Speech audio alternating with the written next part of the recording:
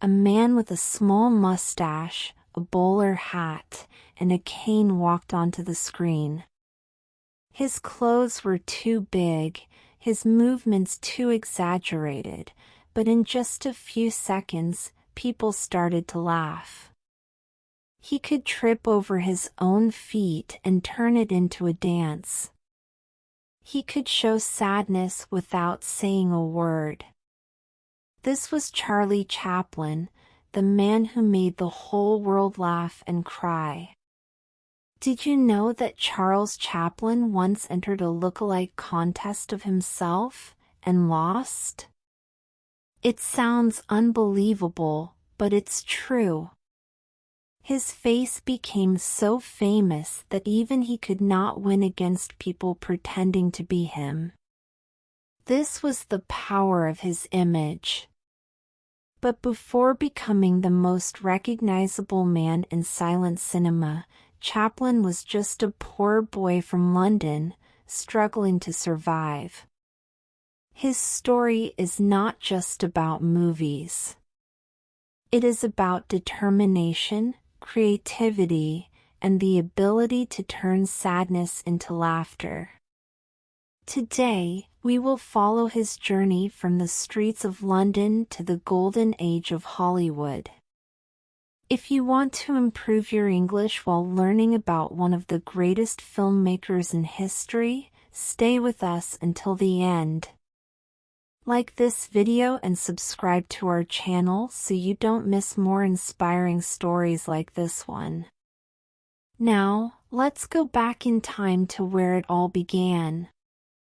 Charlie Chaplin was born in 1889 in London, England. His early life was not full of laughter. It was full of hunger, struggle, and sadness. His father, Charles Chaplin Sr., was a singer but had problems with alcohol. His mother, Hannah Chaplin, was a theater actress, but she was often sick and could not work. Because of this, money was always a problem in their home. Charlie and his older half-brother, Sidney, often went to bed hungry. Sometimes, their mother would pretend to eat so the boys could have more food. There were days when they had no choice but to walk the streets, hoping to find something to eat. When Charlie was just 5 years old, his mother lost her voice in the middle of a theater performance.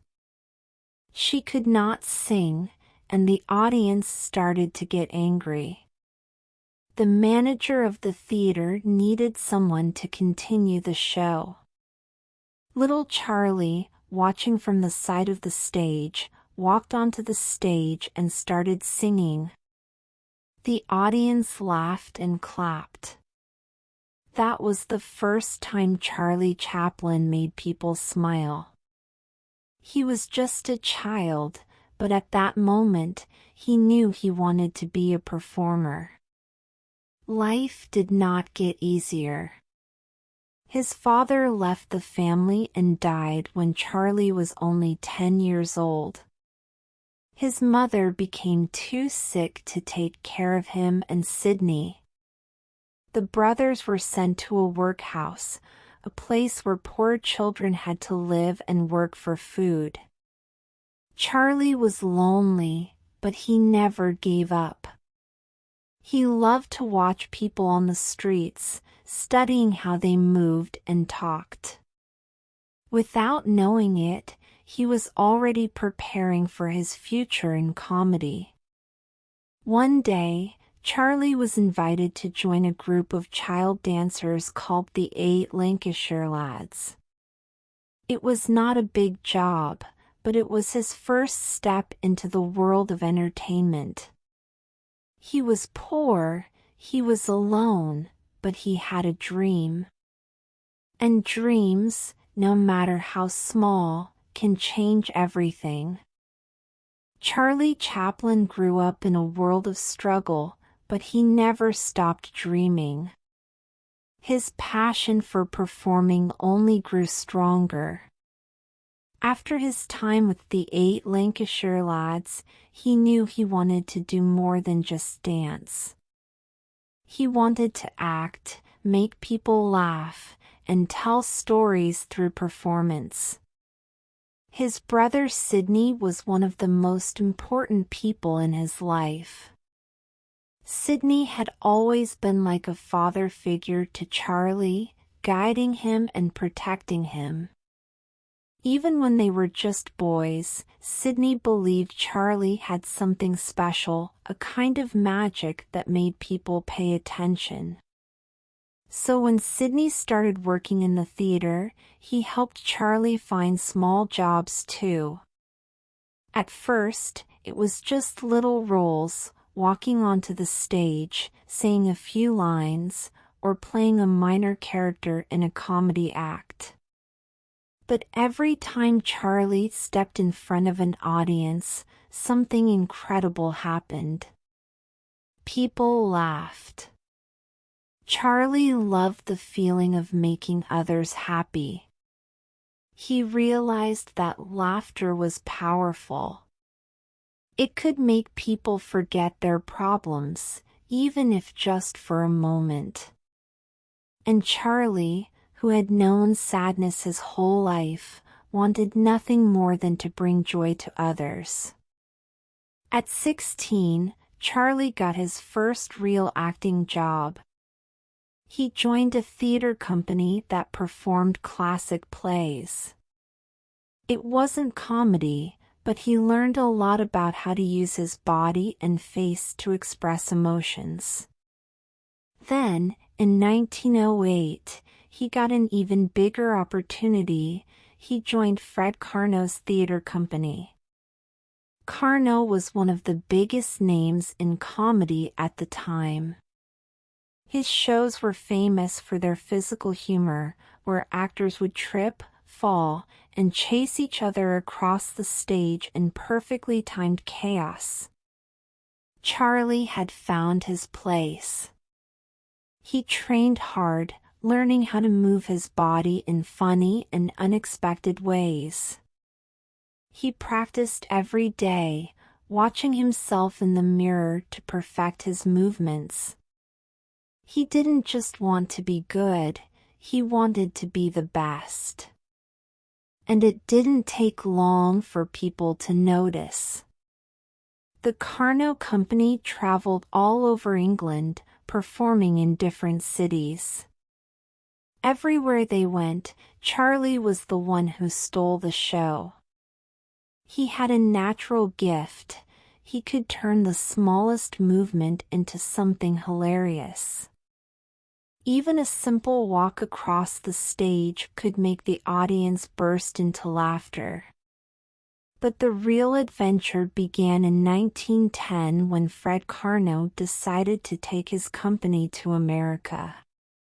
It was Charlie's first time leaving England, and he was both nervous and excited. When the ship finally arrived in New York, he looked at the massive buildings, the busy streets, and the lights of Broadway. This was a new world, and he felt that something big was about to happen. Performing in America was different. The theaters were bigger, and the audiences expected more. But from the very first show, Charlie was a star. His comedy was fresh, different, and full of energy. American audiences loved him. He had a way of making even the simplest actions funny, whether it was adjusting his hat, looking confused, or pretending to slip on a banana peel. After months of performing in the United States, Charlie returned to England. But something had changed inside him. He loved America. He loved the energy, the opportunities, and the way people responded to his comedy. He knew he had to go back. In 1912, he got his chance. The Carno Company returned to America for another tour, and this time, Charlie was even more confident. He had grown as a performer, and he was ready for something bigger. One night, after a performance, a man from Keystone Studios was in the audience. Keystone was one of the most famous film studios in Hollywood, known for its slapstick comedy. They were looking for new talent, and Charlie Chaplin seemed perfect. The film industry was still young in 1913. Silent movies were becoming popular, and audiences loved fast-paced, exaggerated comedy. Charlie didn't know much about making movies, but he knew how to make people laugh. When Keystone offered him a contract, he didn't hesitate. This was his chance to go beyond the stage, to bring his comedy to millions of people, not just those in a theater. In December 1913, Charlie boarded a train to Los Angeles, leaving behind the world of theater and stepping into a new future. He was about to enter the world of cinema, and he had no idea that he would change it forever. Charlie Chaplin arrived in Los Angeles with excitement and uncertainty. The world of cinema was new to him, and at first, he wasn't sure how to fit in. Film acting was different from theater. There were no live audiences, no applause, and no second chances. Everything had to be perfect the first time. The cameras captured every movement, and actors had to rely on their expressions and body language to tell a story. His first few weeks at Keystone Studios were challenging. The director, Mack Sennett, was unsure about this young Englishman. Charlie was given a small role in a comedy short, but when he watched the final result, he was disappointed. The film didn't showcase his talents, and he felt he could do much better. He needed something unique, something that would set him apart from every other actor in Hollywood. Then, one day, inspiration struck. Charlie was asked to create a new character for an upcoming film. He went to the studio's costume room and started putting together an outfit. He picked a tight jacket, baggy pants, oversized shoes, a bowler hat, and a small mustache. When he looked at himself in the mirror, he knew he had found something special. This strange, funny-looking man would become one of the most famous characters in the world. His first film as the Tramp was Kid Auto Races at Venice in 1914. It was a simple short film, just a few minutes long, but something magical happened. Charlie moved in a way that made people laugh without even trying. His character was both funny and lovable, a poor man trying to survive in a world that didn't care about him. The audiences adored him, and soon everyone wanted to see more of this mysterious tramp. Charlie quickly became the most popular actor at Keystone Studios.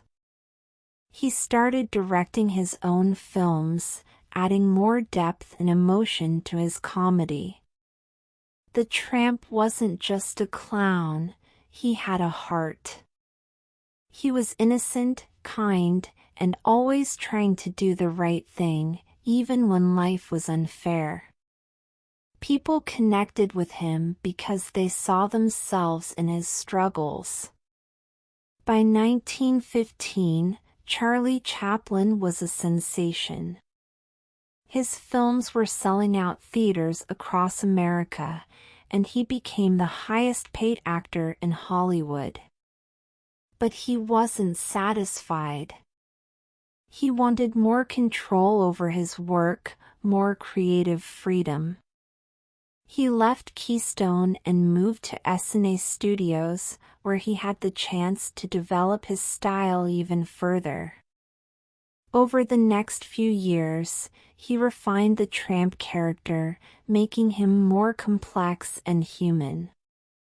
In films like The Tramp and The Vagabond, he blended comedy with deep emotion, showing that silent films could be more than just slapstick, they could tell meaningful stories. He experimented with camera techniques, storytelling, and physical comedy, setting new standards for filmmaking. In 1916, he signed a contract with Mutual Film Corporation, which gave him full creative control over his films.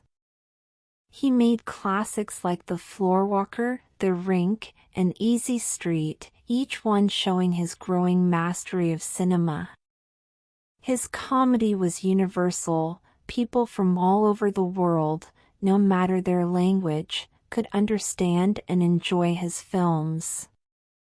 By the time he moved to First National in 1917, he was not just a star, he was a legend.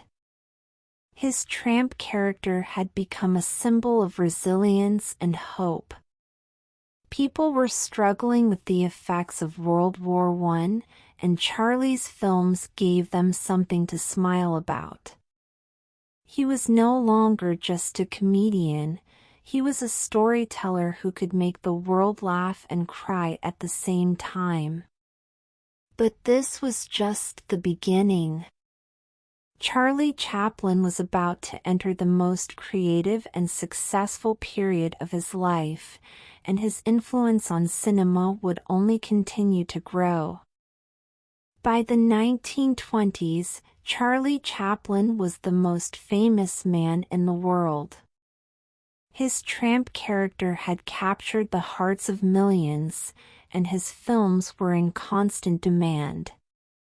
But he wanted more than just fame, he wanted complete control over his work.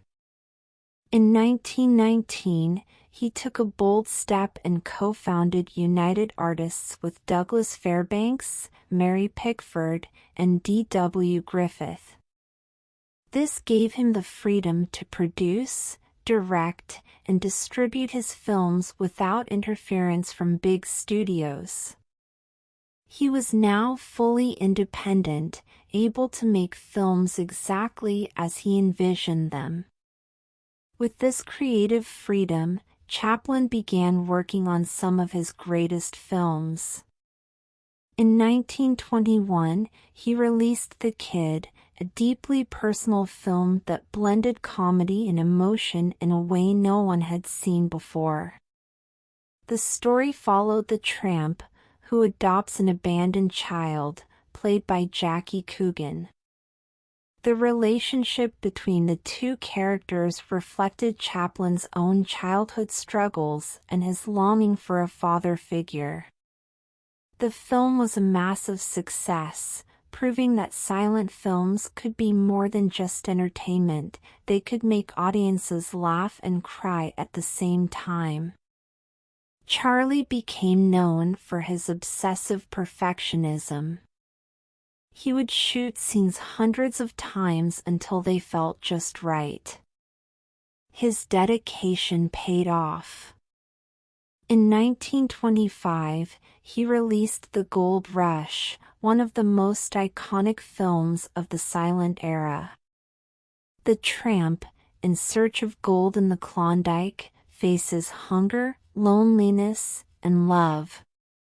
The film contained unforgettable moments, like the scene where he eats his own shoe out of desperation and the famous Dance of the Rolls, where he transforms two bread rolls into dancing feet.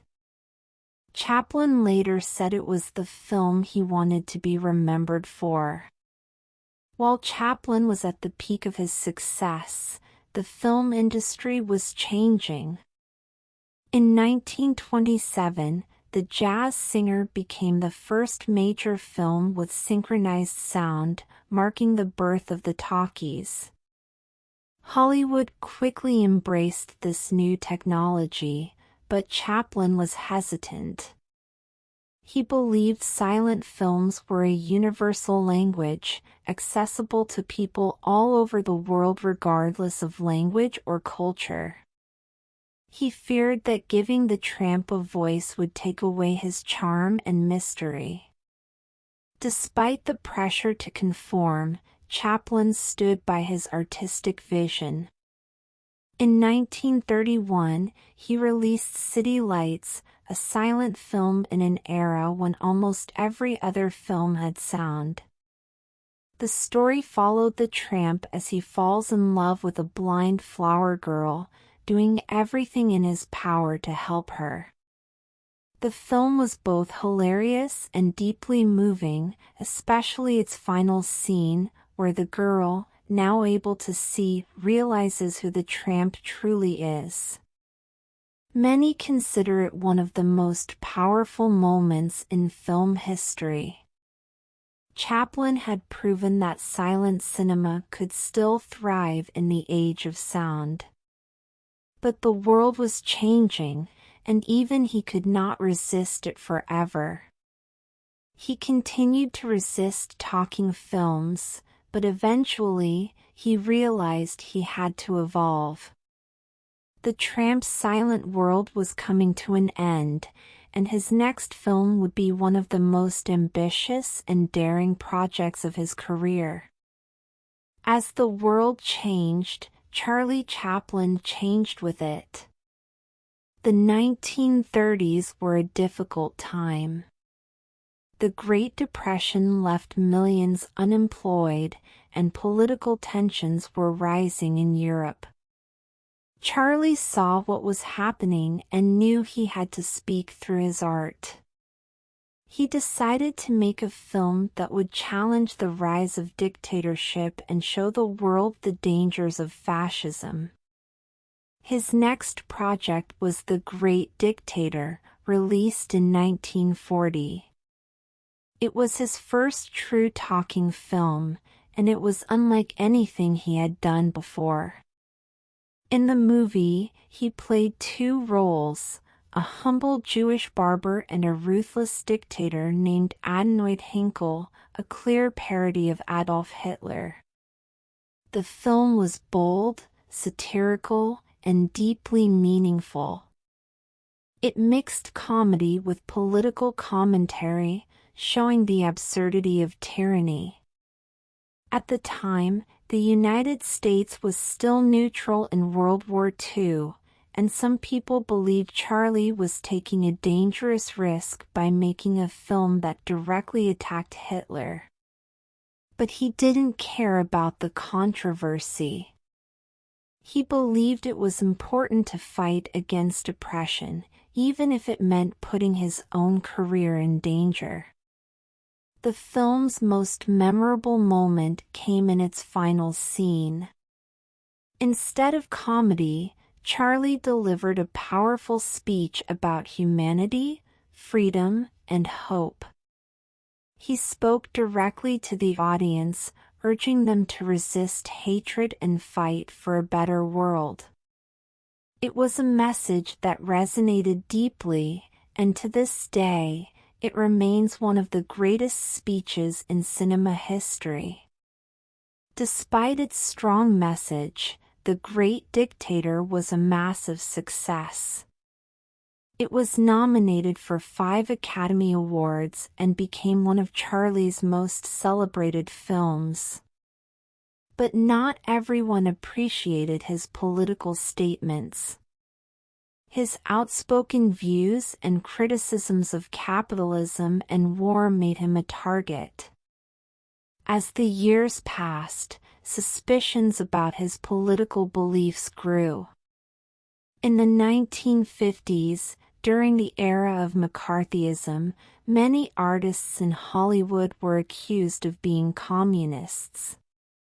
Charlie, who had always supported the working class and spoken out against injustice, was seen as a threat by the U.S. government. In 1952, while traveling to England for a film premiere, he was banned from returning to the United States. It was a devastating moment. After living in America for nearly 40 years, he was forced to start over in Europe. But Charlie was never one to give up. He settled in Switzerland with his family and continued working, proving that no amount of political pressure could silence his creativity. Charlie Chaplin's exile from the United States was a painful experience, but it did not break his spirit. He settled in Switzerland with his wife, Una, and their children. Life was quieter, but he never stopped creating. Even away from Hollywood, his mind was full of ideas. In 1957, he released A King in New York, a satirical film that criticized American society and the fear-driven politics of the McCarthy era. The film was not shown in the United States for many years, but in Europe, it received praise for its sharp humor and intelligent commentary. Despite this, Charlie's influence in cinema had started to fade. The world was changing, and new filmmakers were taking over. As time passed, he focused more on his family. He and Una had 8 children, and he enjoyed spending time with them in the peaceful countryside of Switzerland. He loved music, writing, and reminiscing about his early days in Hollywood. Even though he was far from the industry he helped shape, his legacy remained strong. In 1972, after 20 years of exile, Hollywood finally welcomed him back. The Academy of Motion Picture Arts and Sciences decided to honor him with a special Oscar for his contribution to cinema.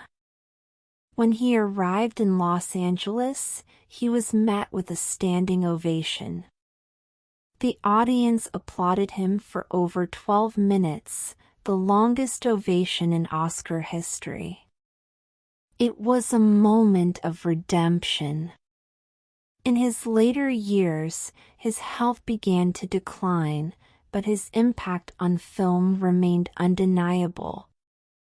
He spent his days surrounded by family, reflecting on his journey from a poor child in London to one of the most beloved artists of all time. On December 25, 1977, Charlie Chaplin passed away peacefully in his sleep at the age of 88. The world mourned his loss, but his films, his humor, and his message of kindness lived on. His silent characters spoke louder than words, and his work continued to inspire generations of filmmakers and comedians. Even today, his films are watched, studied, and admired by people all over the world. His ability to mix comedy with deep human emotions makes him one of the greatest artists in history. He taught us that laughter is powerful, that kindness matters, and that even in the darkest times, there is hope.